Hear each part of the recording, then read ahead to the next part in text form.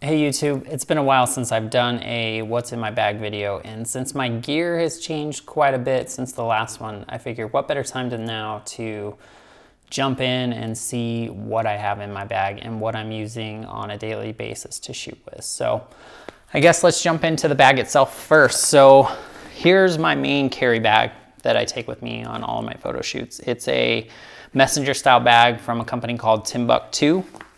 And the cool thing, first off, that I like is down here it has a spot for my tripod. So as you can see, when I'm just carrying it, everything's kind of self-contained in the bag.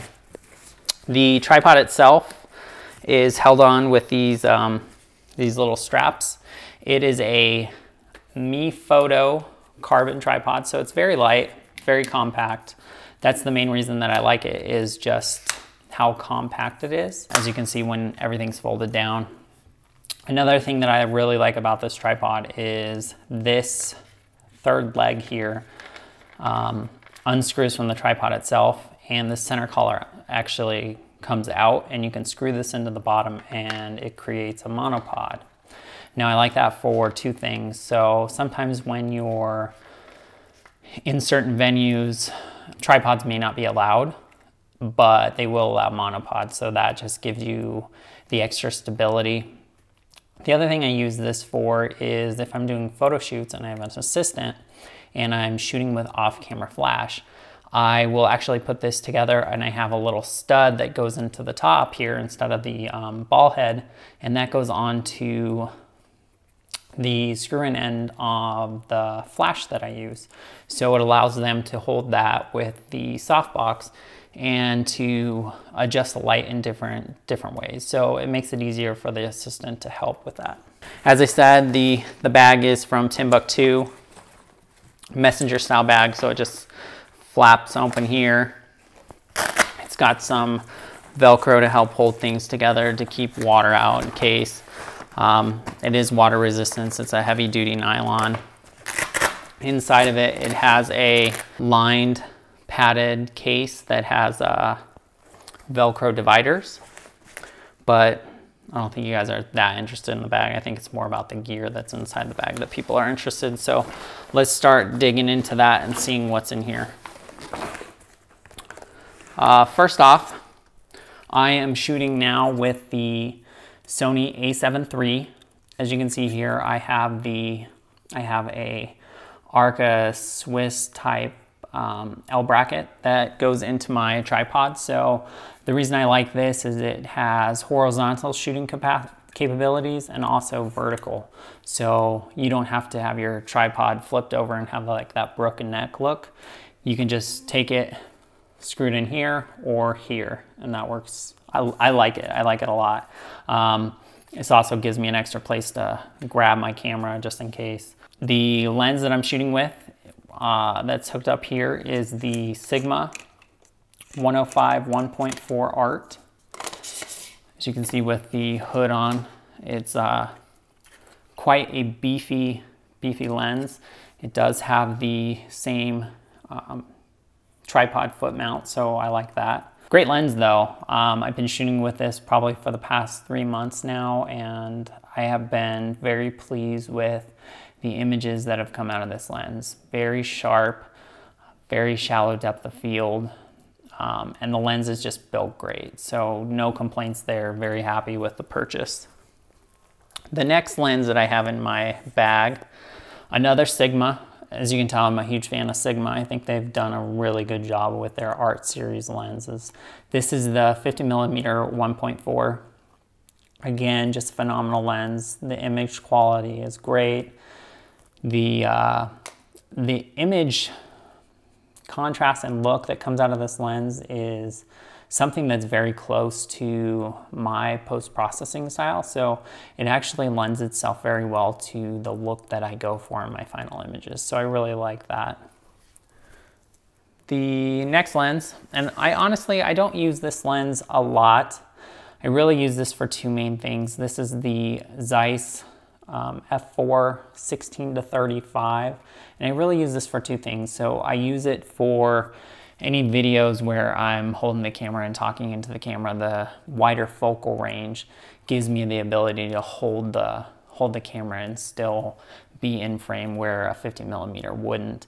And then the other thing that this is really for automotive rig shots. So I need a wide field of view to be able to get the car in on that rig. And then the other thing that this does is this is a fairly light lens, so it's not weighing down that boom. So this has been my go-to, and honestly, the image quality has been great. And with it being a native Sony Zeiss lens, the autofocus and all of that stuff just works really, really good.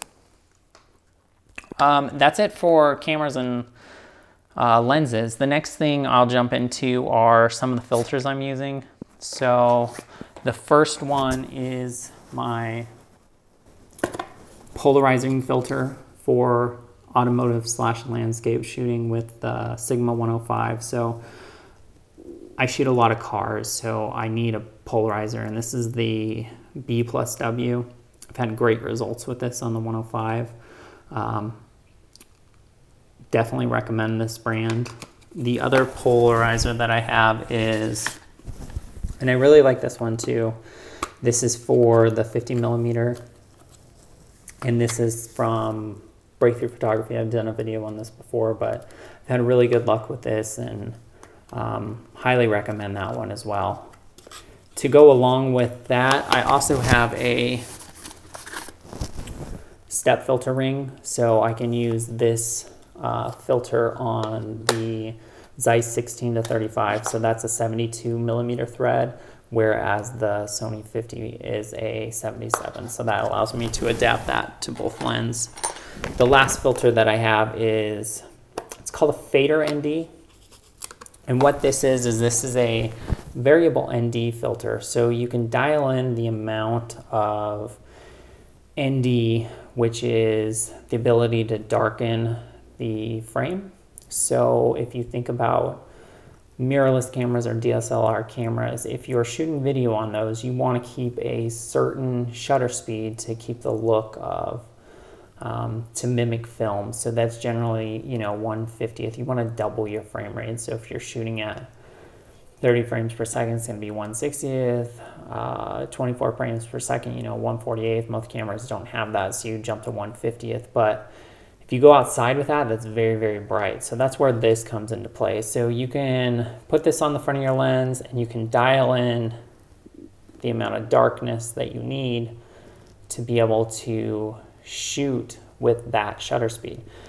The other thing that I use this for is I use it for rig shots. So if I'm outside and I need to get a longer shutter speed to be able to show that motion blur, this allows me to do that. So I'll just dial this in and dial it down to be able to get 5 seconds, 10 seconds, whatever I'm looking for in that particular shot. So this has been really handy for me. I think that's almost it for good stuff. I have an extra battery. So the new Sony batteries that the A9 and the A7 III use, they hold a lot more charge than the old A7 II batteries. So I don't go through batteries often, but I always like to have a spare just in case.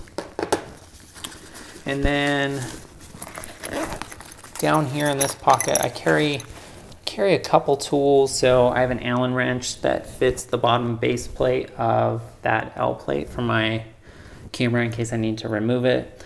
I carry a little flathead screwdriver just in case. And another tool that I have just in case is a quarter. And the reason I carry a quarter is it fits perfectly inside of these 1/4 screws. So you don't have to worry about bringing a big, huge standard screwdriver. You can just bring a quarter. I find that it works perfect to be able to tighten and loosen those as needed. Last thing, I bring an extra tripod mount for my tripod head. And the last thing I have in my bag is I always keep a stack of business cards just in case somebody sees you out shooting and they want to shoot with you. It's handy to be able to give them those. So highly recommend always having something like that. But that's it for my bag. That's what I shoot with on a daily basis. So I know everyone likes, checking out other people's gear, seeing what they're shooting with, seeing what works, seeing what doesn't. this is what I found that works for me right now. I'm sure in the near future it'll change, but I don't know what that's going to look like at that point. But hopefully you like this video. Hopefully you found it useful. If you have any questions, leave them in the comments down below. Also, if you like this video, make sure you give it a thumbs up, and I'd also love it if you subscribe. So until next time, take care.